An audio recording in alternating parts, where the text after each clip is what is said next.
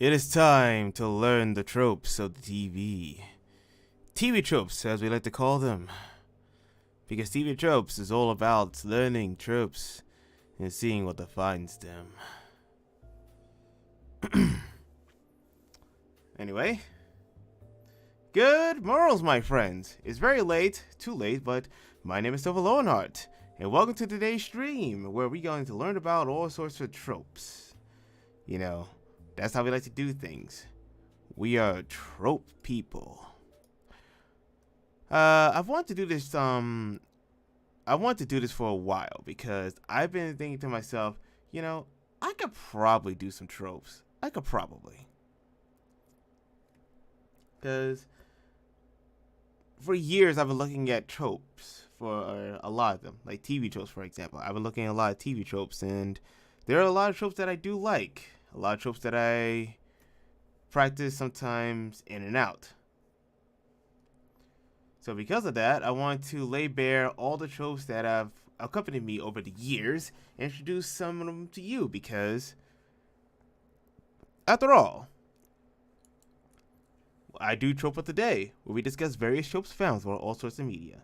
So now it's time for TV Tropes with Professor Lowenhart. I don't have the coat, but I do have the scholar hat. Jotamate.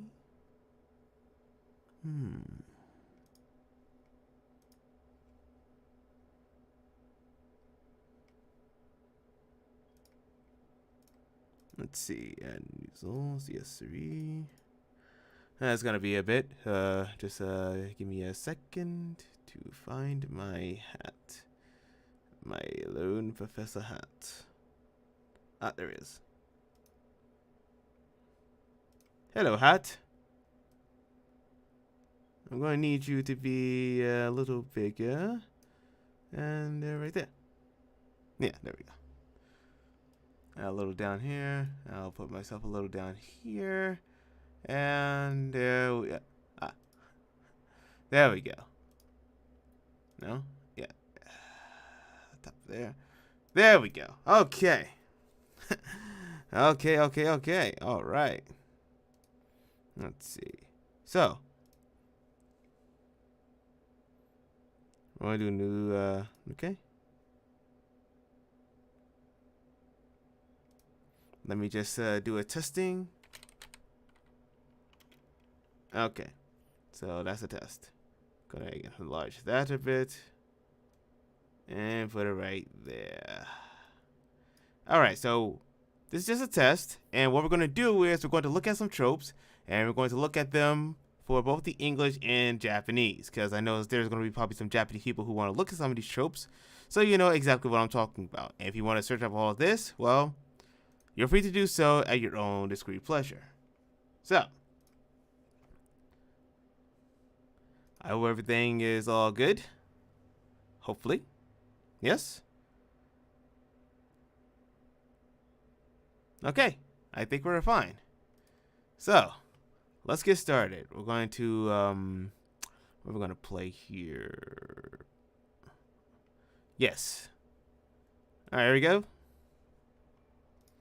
All right. Hello, class. My name is Professor Lowenhart, and welcome to what I like to call the class of Tropes 101, where we get to learn all about tropes and all about how they are in media. I shall be your guide, and we shall do as what we can. After all, tropes are tools.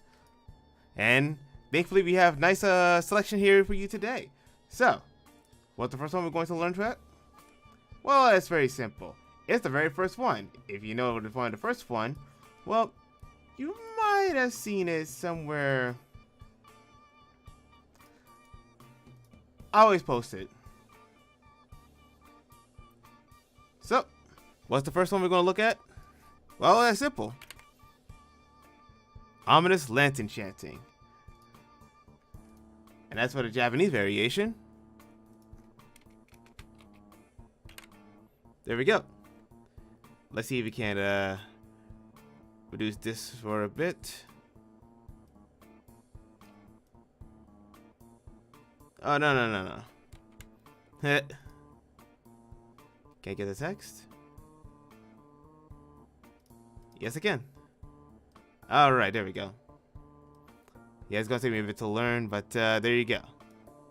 Anyway, ominous lantern chanting. And there's your Japanese variation. Unfortunately, I can't read Japanese. But, hey, it should be fine. Anyway, ominous lantern chanting. As the laconic will say, the Latin plus Catholic church choirs plus anything equals epic. Now, to explain this with great detail, the ominous lantern chanting is usually where people chant in lantern to a song, or the song is in Latin, and it's pretty ominous. Usually it's about something that's pretty epic, so to speak. Very, very epic. Now, anybody who speaks Latin will think that, okay, there's some weirdness here, but it's okay. Not really. They'll just know it's good. Anybody who doesn't speak Latin will try to make some sort of less mod green of what it is. I know it's weird, but that's how it is. Anyway, so what this class is about is to explain examples of how this trope is put in social media. So, because of Latin being the quote-unquote ominous language, let's look at some examples. First off, let's look at some anime and manga. We already know some of the famous ones. So, some of the anime here that are used is My Goddess, Battle Angel Alita, Berserk the Golden Age arc. Then we have Bleach with the 5th Espada ni Norita. I'm trying to be a little slow so that everybody can hear me. Then we have In a Certain Magical Index. Then we have Code Geass. The lyrics are English by the Latin. Then we have Death Note, which a lot of the OST uses. Then you have Dragon Ball, surprisingly. Even Dragon Ball Z Kai and Dragon Ball Super. Wow, some of the OST here really love Latin chanting. Even got it in Fate Zero, Full Metal Alchemist Brotherhood, Gao Gaigar, Guilty Crown, Gunslinger Girl, Harumi Suzumiya? All these examples. But this is all just OST. Even the anime of Hellsing, Higurashi When They Cry, and JoJo's Bizarre Adventure. I'm trying to name some of the more common ones, the more famous ones, so everybody knows what I'm talking about. Then we have Mobile Suit Gundam Seed Destiny, that has ominous lantern chanting. Awful One's personal theme in My Hero Academia, I think everybody knows that one. Yeah, even Naruto has them. And Neon Genesis Evangelion. Pokemon Generations has it? Yeah, some of these examples I'm just learning myself. Wow. Then we have Revolutionary Girl Utena, Sergeant Frog, but it's a parody. Then we have Temen Tapa Gurren Lagann. I don't know if anybody knows that. If you do, well, there you go. Then we have Tokyo Mew Mew. Then the intro song to Umineko When They Cry, which is a spin-off of Higurashi When They Cry, Witch of the Robin, and even the Yu-Gi-Oh! So yeah, a lot of examples within anime and manga, and that's just one section.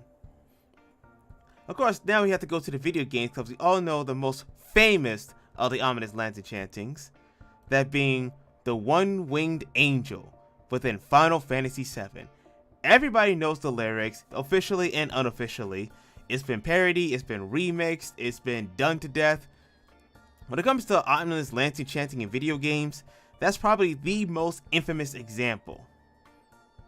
Or famous example.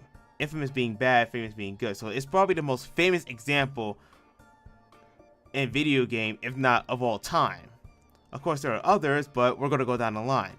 Because we have some in Ace Combat, in Arkanites, even Armored Core for Answers in Assassin's Creed 2. Asura's Wrath has it, and so does Bayonetta. A lot of this is in, like I said, a lot of this is in the OST, so don't think that, I'm not going to name specific OST. It's just certain things, so you're going to have to look for it yourself. And BlazBlue has it with Awakening to Chaos, Endless Despair, and Sword of Doom. Okay, some examples. I'll name some examples. Bloodborne has it. And they have Blue Dragon. Call of Duty? Really? Call of Duty has ominous lantern chanting. Ah, I never knew that. Oh well. You learn something new every day. Castlevania has it, and then you have Civilization. Well, of course, Civilization, because it's all about civilization. Dance Dance Revolution, which uses ominous English chanting, which is kind of similar. You have Darkstalkers having it. Devil May Cry has it. Of course, Devil May Cry 4 is all about it. Then you got Dragon Ball FighterZ, which is Merge Zamasu's theme. Of course, Elder Scrolls has it. And then you have Fable having it. I haven't played Fable, to be perfectly honest, which is strange. But then again, I don't own an Xbox, and I never have, and I never will. I could play it, but I wouldn't be too interested. But Fallout has it, which is, I guess, there.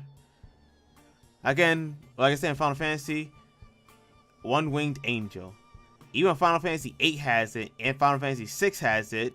And then you got the City of Final Fantasy, Final Fantasy 10, Final Fantasy 11, Final Fantasy 13. Yeah, let's just say Final Fantasy really loves the ominous lantern chanting. And why not? It's good. Yeah, Fire Emblem doing it. And you also have even Genshin Impact? Huh. Of course God of War has it because it's, Greek and I guess Norse afterwards. And then Golden Sun, Guilty Gear has it, which is interesting. Halo has it. I think, yeah, Halo does have ominous lantern chanting. Hitman has it, which I guess is there. I think Lacrimosa is pretty much it. No, I don't think so. I think it might be. I might have to look into it. Kingdom Hearts has it. And Kingdom Hearts 2. Even Legend of Spyro? Huh. And Legend of Zelda Ocarina of Time. And actually a lot of Legend of Zeldas. Like Ocarina of Time, Wind Waker, Twilight Princess, Spirit Tracks, A Link Between Worlds, and Breath of the Wild. And then you have Little Big Planet, if anybody remembers that game. That's ominous Arabic chanting. I guess any language could be ominous chanting. Latin's just the more common one. But then you have Metroid having it. Yeah, Nintendo has it. Even Octodad.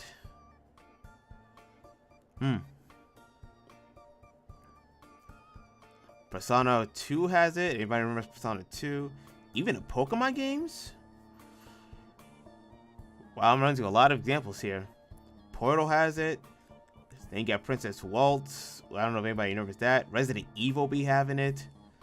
Then you have Insane Max, Shadow Hearts, Shin Megami Tensei, even Sonic the Hedgehog 2006? One of the worst in all the Sonic games? Who would thought? And you got StarCraft having it, Star Wars, even Super Mario Brothers. And of course Smash, Super Smash Brothers Brawl, the main theme. Then you have this Tomb Raider, Trauma Center, and now we're getting to some of the more obscure ones. But then you still got Warframe, Wario Land, World of Warcraft, and Xenoblade, and the Xenosaga. Okay. And that's just two of the more huger examples. But then we get to some of the ones that are featured in other stuff, like animation films like Akira, or even Batman Mask of the Phantom, and the fantastic Mr. Fox, even Ghost in the Shell 1995, the anime version, not the one with Scarlett Johansson, the cartoon version, even Finding Nemo. Yeah, there's a lot. You can find in a lot of these. Even Hunchback of Notre Dame, the Disney variation. Then you have the Lego movie having it. Wow. Yeah, there's a lot.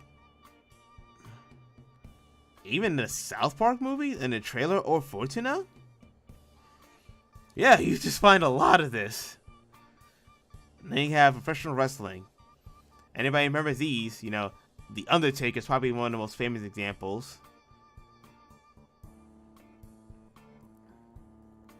Yeah, probably the most famous examples. There's others like Baron Corbin and even Sin Cara, but definitely Undertaker being the biggest example. And even in visual novels, which I did say about Higurashi and even Umineko, but they're both also anime. Even in Ruby and Red vs. Blue. You know, they have ominous lands of chanting. And of course, finally, we have the web, another of the Rebel originals that are there. There's probably some of that right now. And of course, Western animation. We have also the Avatar: The Last Airbender, The Amazing World of Gumball, even Curse the Cowardly Dog. But then again, that was something else. They have again, South Park. They signed the actual animated show, Teenage Mutant Ninja Turtles, the 2003 version, probably the best one. And yeah, there's a lot about ominous lantern chanting. So now you know. Now you all know about ominous lantern chanting. It's there's a big trope with a lot of examples, and I named plenty of them. Plenty of examples where you can find some of this stuff. So if you want to pause and listen and try to find out, go ahead. So, next on the list, we have... Alright, let me get this up here. Let's see.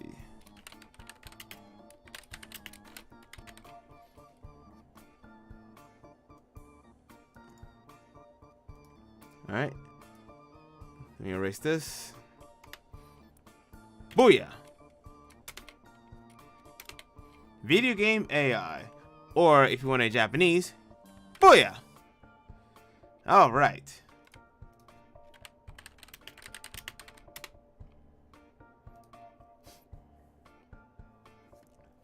Okay, so with Video Game A.I, this is more or less a super trope, where you have a ton of sub-tropes to it. And the sub-tropes to this are as follows. You have the AI breaker, which is the human player behavior that uses the AI make it behave stupidly. Artificial brilliance, an AI that appears or actually is as smart as even smarter than humans without being unfair about it. The computer is a cheating bastard, where the AI does things the human player either cannot or is not allowed to do. Artificial stupidity, an AI that fails at the illusion of intelligence, badly often resulting in fake difficulty. And these are just some. So the ones I haven't named yet are AI generated economy, when the AI manages entire sections of an in-game natural economy, which sucks. AI roulette, the simplest possible AI that substitutes adaptation to environment with gameplay randomization. The all-seeing AI, an AI that ignores the fog of war and can proceed the entire level at once. Ominous. Artificial atmospheric actions, inconsequential NPC behaviors that make the world feel more alive, akin to a flavor text. Alright. Then you got artificial insolence, when an AI character doesn't follow orders given by the player. Then you got conspicuously selective perception, an AI only reacts to certain actions if they are performed by the player, but not to the same actions by fellow NPCs. Gameplay automation, when the player can create or customize behaviors for the AI to carry out anonymously. Autonomously, I guess. Then we have gang up on a human, when multiple mutually hostile AIs cooperate against the human player for no in-universe reason. Scary. Manual leader AI party, a non-player companion AI that follows and fights alongside a player avatar instead of acting proactively. So, what a lot of people would think AI should be doing, where does it? And you have book chivalry. When not a video game exclusive trope, it is often applied to game AIs to prevent them from instantly and realistically overwhelming the player and or to simplify teamwork coordination. No peripheral vision, when an AI's cone of vision is unrealistically narrow, making stealth gameplay easier. No sneak attacks, when an AI is not allowed to use stealth mechanics against the player. NPC scheduling, when an AI behaviors change according to the in-universe game clock. Interesting. I don't think many games really do that. Perfect play AI, an AI that plays in a game theoretically optimal way. Rubber band AI, an AI that gets smarter or cheats more the better you play. Secret AI moves, mechanics that are theoretically usable by anyone but only available to the AI. SNK boss, a fighting game AI that breaks the rules to challenge the player, as they all do. Spiteful AI, an AI that disregards its in-universe well-being to disadvantage the human player. Squad controls. When AI the controller followers can carry out a handful of predefined command issues by the human player. And lastly, lastly of the subtropes is suicidal overconfidence. Enemy AI will attack the player regardless how little sense it makes in universe. Weird. Of course, those are just some of the subtropes of the video game AI. After all, this is what we call again a super trope, where it spawns plenty of smaller tropes. Oh, excuse me.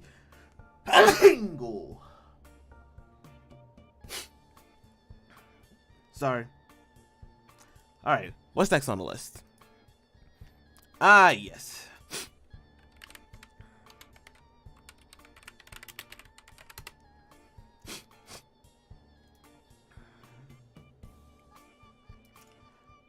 One of the most redundant tropes out there, my friends.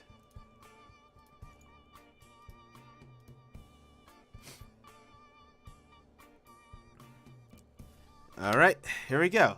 So the trope of the day is complaining about complaining. Or as the Japanese will put it. Oh. My bad. I scuffed that one up. There we go. Anyway, complaining about complaining, which is someone complains about another character's complaining. You have that person who complains? Well, I hate the fact that you're complaining. Basically, and now you're complaining about me complaining, but you're just complaining about me complaining about you complaining. Complain. After hearing one such example, after hearing Bob complain for so long, Alice will begin to complain about his complaining. A very, very common trope. Let's see some of the examples. Like in Sailor Moon, or even in Digimon Advancers, where in Sailor Moon, Morrigan complains about Sailor Moon's complaining, and in Digimon Adventure, Matt says it's about Joe. I guess not as common as I thought, but you still got some in the live-action films. Not much. The Web Original, and The Onion. Yeah, I get. Ah, but here we got the Rugrats movie, Family Guy, and My Little Pony. Huh. I guess there's not that many tropes to really think about when it comes to complaining about complaining. It is a trope, but I guess there's not that many examples to really point out like how effective it can actually be. But basically, someone's complaining and you get sick of it, so you complain about them complaining. Not really something that's difficult to really think about. It's just, I'm tired of you and you're complaining about this. That's really it. So anyway, now we have 2 more tropes left.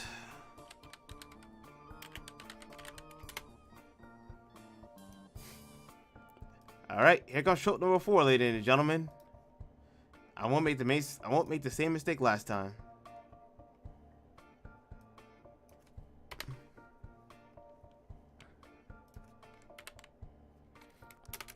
There we go. Wrap around. Or, as some people like to say in Japanese, booyah. Simple. Anyway, it's the act of putting your hand or a limb or whatever on one side of the screen and have it come out the other.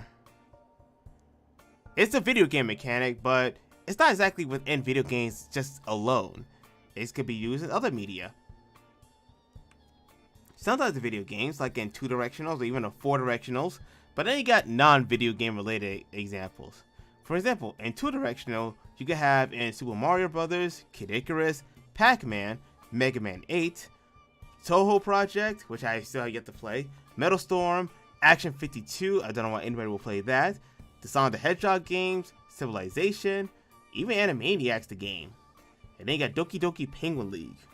Then you got in Live Alive, Ernest Evans, even Blaze Blue, DK, King of Swing, and yeah, those are just some of the examples in 2-dimensionals. What about 4-dimensional? 4-directional. You know, you got Final Fantasy doing it, Mario Party DS, Secret of Mana, Skies of Arcadia, Indiana Jones and the Temple of Doom, the video game, King Quest 1, Portal does it. Even the 2.5 entries in the Mortal Kombat series does it.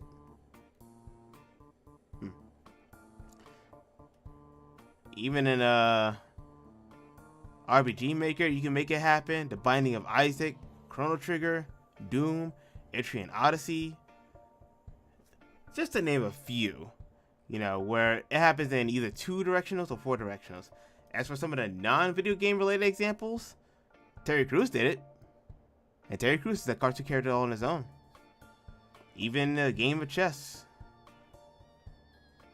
And it's even truth in television, considering that the world is round. Don't believe who says it's flat. It's not flat. It's actually round. Even in Red vs. Blue, you have it in there. And Danganronpa 3, at least the animation. Even in the DCU storyline, the Lords of Luck with Supergirl and Lobo. But then again, it's Lobo. So, that's that. You know, wraparound is simply a trope where it just goes one direction and comes out the other. Sometimes in 2 directions, and it's on to 4. And then we have one more trope, my friends.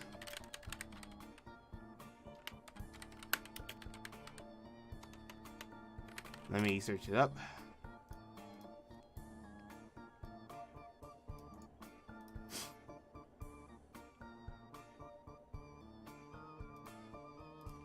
Okay.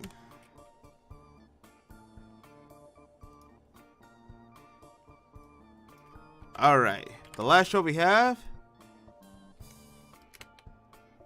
Homeschooled Kids, or as the Japanese would say, haha.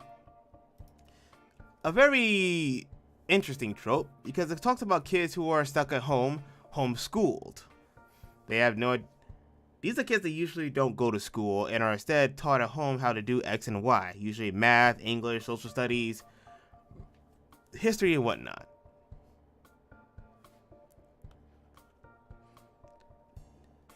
Now, this could be good and bad. It could be good because that means that you don't have to go to school, meaning you don't have to get up like super early, get dressed and everything. You don't have to look good for anything. But at the same time, it could be bad because, well, some of these parents think that they can teach their kids better than some teachers can. You know, teachers that are actually qualified and have actual teaching licenses. But, you know, that's just a personal thing. Let's get into some examples. So, for anime, one of the most famous examples is Gohan. Everybody remembers how Chi-Chi tried to make Gohan self-study.